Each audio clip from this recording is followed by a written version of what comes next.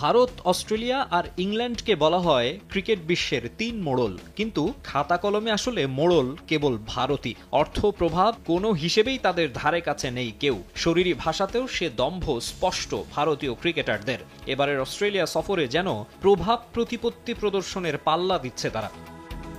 Border Gavaskar ট্রফিতে এমনিতে মাঠেই রয়েছে উত্তাপ। খেলার পাশাপাশি দেখা যাচ্ছে দু দলের প্লেয়ারদের কথার তুমুল লড়াই। মাঠের বাইরেও সেটা টেনে নিয়ে যাচ্ছেন ক্রিকেটাররা, বিশেষ করে ইন্ডিয়ানরা। কখনো বিমানবন্দরে বিরাট কোহলি সাংবাদিকদের সঙ্গে জড়াচ্ছেন বাকবিতণ্ডায়, আবার অফিসিয়াল প্রেস মিটে অজি গণমাধ্যমকে ইচ্ছে করে এড়িয়ে গিয়ে বিতর্কের জন্ম দিচ্ছেন রবীন্দ্র জাদেজারা।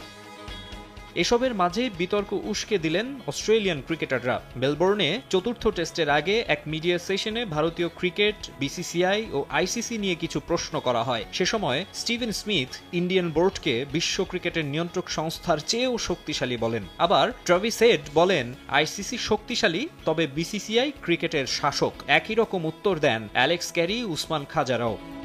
সত্য, স্পন্সর কিংবা মার্কেট, ক্রিকেট থেকে আইসিসির আয়ের একটা বড় অংশ আসে ভারত থেকে, তাই তাদের প্রভাব বেশি থাকাটাই স্বাভাবিক। কিন্তু প্রতিটি ক্ষেত্রে বিসিসিআই এর মাত্রাতিরিক্ত খবরদারিতে রীতিমতো বিরক্ত অন্যান্য বোর্ড। ভারতকে সুবিধা দিতে মাঠ ও মাঠের বাইরে আইসিসির পক্ষপাতমূলক আচরণের অসংখ্য দৃষ্টান্ত রয়েছে। কেবল অর্থের কারণে এমন বৈষম্য পেশাদার খেলায় দৃষ্টিকটু এবং একই সঙ্গে আইসিসির দুর্বল কাঠামোর প্রমাণ। বিভিন্ন সময় ভারতের স্বৈরশাসনের বিরুদ্ধে সোচ্চার হয়েছে বাংলাদেশি গণমাধ্যম, সরব হতে দেখা যায় পাকিস্তানিদেরও। আর এবার অস্ট্রেলিয়ান ক্রিকেটারদের এমন মন্তব্য যেন চোখে আঙুল দিয়ে দেখিয়ে দিল ক্রিকেট বিশ্বের সর্বোচ্চ সংস্থা হয়েও আইসিসির অসহায়ত্ব।